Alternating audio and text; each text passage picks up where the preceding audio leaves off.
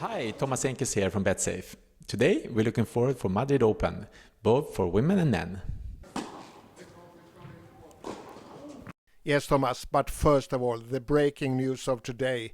Novak Djokovic is firing his whole team, and he writes on his homepage that this is a shock therapy for him. What do you see? Is it a desperate move or is it a wise move from him? Well, it's definitely very surprisingly, like you say, he's been extremely tight with his team for a very long time. I mean, he even said, like you said, on his homepage, I mean, this is like a family member, you know. So of course, it was a very hard decision for him to make to fire all three members of his team in the same day. But it's a little desperate, I would say. I mean, of course, he hasn't started the year as good as he wanted to, and the way he's been dominating the men's game for so many years. Now, of course, it's been disappointing for him. But it's a little bit desperate, I think, that to fire it. But of course, he needs probably a change. I mean, I think he knows that he still plays good tennis, but I think it's a motivation thing. He might need another voice, or he just need another direction, and then he wanted to do something really dramatic or I don't see that this is gonna. It doesn't look, I believe, for like a different way of playing. I mean, he knows the way he plays is very, very good, and it's just, I think he needs another voice. He needs to make something drastic, and that's exactly what he did today. You have no player, but you have been coaching Verdasco, for example. Could you be his new voice? Well, it's tough to say, but I think what's important to say is that I think that he should take his time with this decision. I think that again, I mean, he knows how good he is as a player. He knows how I mean, it's nothing wrong with his game.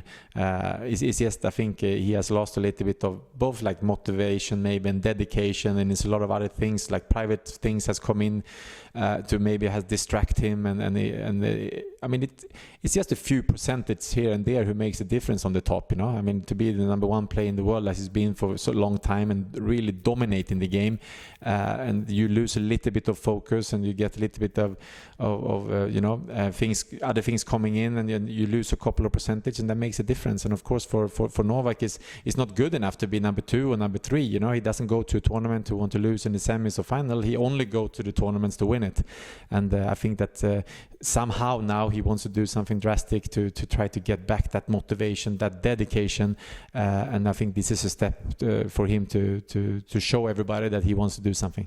And he has played only 18 matches this year, 14 wins. And we were surprised that he, after the quarterfinal in Monte Carlo, didn't take a wild card to Barcelona as Murray did. And that says that he doesn't have that focus and that motivation.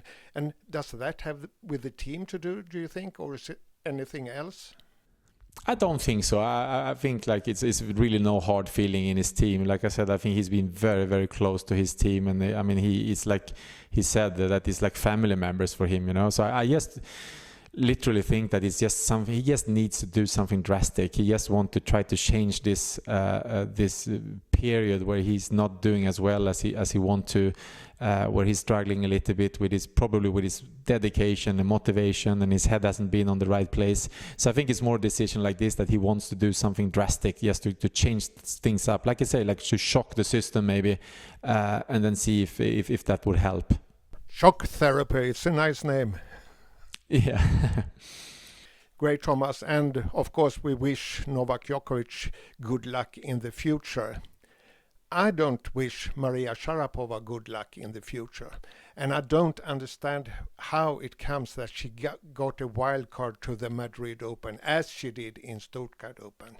You know, she has been doped. She should have been suspended 4 years. ITF gave her 2 years, and the Court of Arbitration reduced that to ridiculous 15 months. Now she's back, and of course she's free to play, no problem with that, but she should not have a wild card to the big scenes, to the big tournaments. I think it's embarrassing for the women's tennis, and it's disrespectful to the other players. What do you think, Thomas?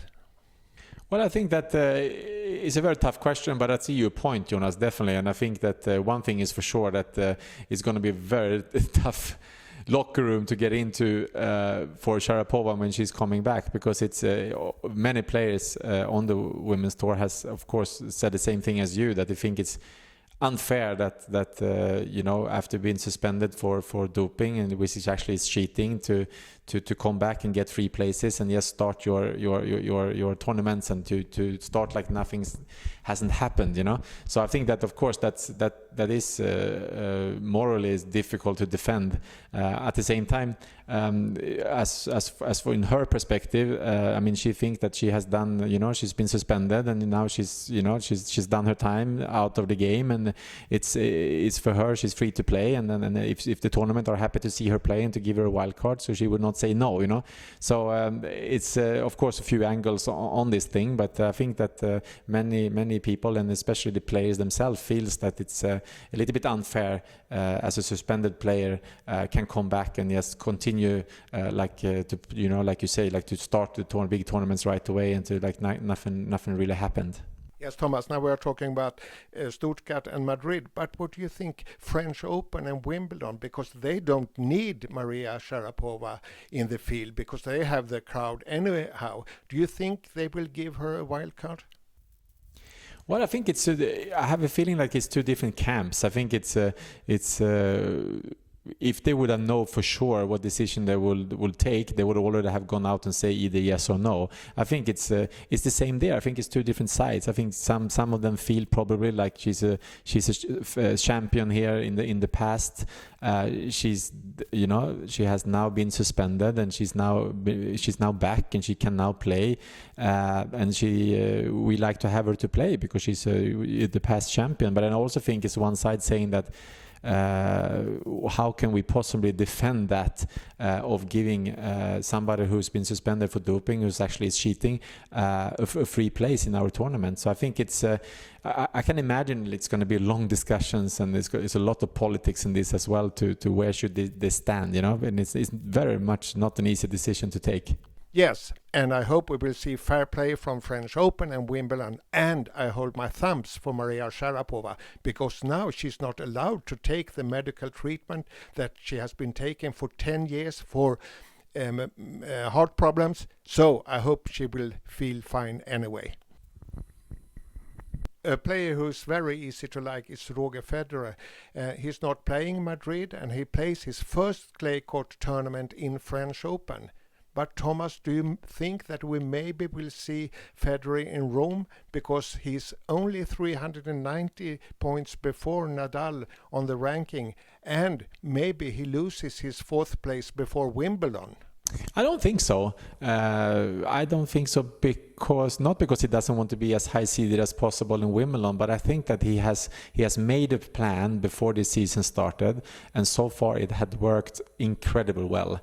I mean, I don't think he wants to send out that signals now that he will take a wild card because show that he needs to be seeded 4 or 3 or 5. Or I think that he has won the 3 biggest tournaments of the year so far. He has won the only Grand Slam in Australian Open, and then following up by winning Indian Wells and Key Biscayne.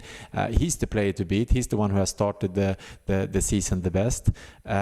Wimbledon, and is his favorite tournament. He's already won that 7 times. I think he definitely just want to show that, you know, I don't care where I'm seeded. They will, you know, feel like nobody wants to play me in the quarterfinal. I mean, I'm the one to beat. So I don't think we will see him take a wild card for that reason, that he wants to keep his seed number 4 in Wimbledon. It might take only because maybe he wants to play a match before the French Open on the clay, but I don't think he's going to do it for the seeding in Wimbledon. Okay, and Wimbledon doesn't follow the ranking because they have a special formula where they count earlier results in the tournaments and so on. What do you think, if Federer is number 5 on the ranking, Nadal is number 4, do you think they dare to seed Federer before Nadal? Oh, that would be an unbelievable, interesting conversation to listen to. Definitely, like you're right, like Wimbledon have done it in the past, that they have changed the seedings. They are not following the ranking completely. And I mean, nobody can argue that the 7 times Wimbledon champion Roger Federer is probably the best player ever played on the grass court. So that would be a very, very interesting conversation to listen to. But again, I don't think it really matters for Roger Federer in this case. I think that the way he has started this year, I mean, everything is just going the way he wants to. He's playing unbelievable. He's healthy. I don't think he's going to look towards a quarterfinal or the second week in Wimbledon. He will come as always as he does. He will prepare well and to start the first week and you know, try to survive that one, and then whoever he would play in the second week, I think he will be ready for it. Yeah, and Thomas, now we will focus on Madrid Open, and it's different circumstances than we have seen in Monte Carlo and Barcelona, for example. Tell us a little bit about the circumstances in Madrid. Yeah, it's much quicker. I mean, both Monte Carlo and Barcelona are very heavy conditions. Madrid is totally opposite. High altitude, ball bounce really quick, especially on a warm day. Kick serve or big serves, aggressive play from the baseline. So I think that they're totally different conditions, but still, I mean, Rafael Nadal, the way he has started the clay court seasons, I mean, he's back to where he once was, I would say. Like, he's totally dominating. He's definitely would be the player to beat. He comes into this tournament with 2 titles in Monaco and Barca. He will definitely be the big favorite for me. Won there, of course, many times in the past as well. So number 1 favorite, definitely Rafael Nadal. Then interesting, I would like to, of course, we have to mention the number 1 player in the world, Andy Murray, who took a wild card in Barcelona last week, and he played good tennis, I would say. Of course, also Novak Djokovic now, after the shocking news today where he fired 3 of his team members, and you know, wanted to do something radical to try to change this bad start of the season. We have to, of course, mention both Murray and Djokovic as a favorite, and then the big servers. I think Raonic, I think Cilic. I think if it's anywhere they will make a surprise and beat a big name on the clay, it will be a tournament like Madrid, definitely. And both Raonic and Cilic are playing semi-finals today. Kyrgios? Absolutely. We have to mention Kyrgios as well. He hasn't played yet on the clay. So, I mean, this is his first tournament. But for sure, he has a game that suits these conditions really well. And if he can win a couple of matches to start, he will be very dangerous as well. And on the women's side, we are used to have one big favorite, Serena Williams, and a lot of contenders. Now it's a total different situation, because now you have a lot of favorites instead. Can you mention some of them? Yeah, you're right. I mean, of course, when Serena is healthy, motivated, and she comes into the event, we are so used to have her as a big favorite, and we kind of like who can actually have a chance against Serena. You know, who will play in the final or in the semis. But now, when she's not going to be there for a while, it's much more open. If I have to mention somebody, I would say Muguruza. Interesting to see. I think she has her Roland Garros title coming up soon, and I think that she's eager, and she's a very good clay court player. Play at her home also in Madrid. I think she would be a dangerous player. I think, of course, Pliskova and Kerber also, the condition suits them well. So but it's open. It's Halep, of course, who won the last year. We have to mention her as well, and she's also playing well as this week as well. So, but very open. Difficult to pick one winner. Do you think we will see Halep or Kerber or anyone else have a domination role this year, or do you think Halep wins there and Kerber wins there, that they will share the big titles? Yeah, I think it's open. I mean, I think it's no really big favorite. Of course, you have a few names always, and you also can see who's playing well at the moment. But it's of course very different now when Serena Williams is not there. She's always the one you talk about before the big events, and she's the one who always comes in as the big favorite, which gonna change now. And I think it's also good in a way. I mean, it's good with the change, and I think a lot of girls feel like they have their chance now. So it's going to be interesting to follow. And of course, we should not forget Maria Sharapova. She was in the semi-finals in her comeback in Stuttgart, and then she hadn't played for 15 months. And of course, she will get better and better, or? Yeah, of course, absolutely. I mean, pretty impressive to be away for 50 months and right away with the pressure that comes with it also to come back. We mentioned it when we spoke about her before. Of course, when you have to feel it, when you come to the event and you come into that locker room and she knows what most of the players think, that she's back or she get this wild card, and still be able to block that out and to play as well as she did is pretty impressive. Okay, Thomas, thank you. And you have been very strong in the first 4 tournaments as BetSafe's expert, because in Barcelona, for example, you said Rafael Nadal was a huge favorite. Maybe that was not so difficult. Not so difficult.